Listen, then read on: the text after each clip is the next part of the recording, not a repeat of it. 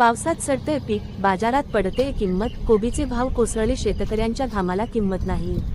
लिंबागणेश सततच्या पावसामुळे हाताशी आलेल्या कोबी पिकाचे मोठ्या प्रमाणावर नुकसान होत आहे.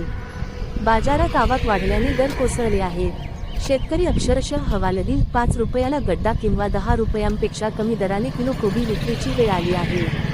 लिंबागणेश येथील कोबी उत्पादक शेतकरी मंडळ नागनाथे निगुम यांचा सल्ला, 10 रुपये पावशेरने विकणारा कोबी आज 10 रुपयांपेक्षा कमी किलो दराने विकावा लागतो. पावसामुळे शेतात कोबी पाण्यात सडण्याआधी कमी दराने का होईना विकून टाकावा लागतो. रान मोकळं करावं लागतंय, पण खर्चही निघत नाही.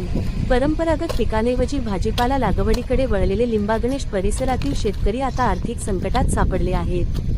आवक वाढल्याने भाव घसरले, पिकाची गुणवत्ता पावसामुळे बिघडली आणि कष्टाचे पैसे मिळवण्याची तोटा झेलावा लागतो.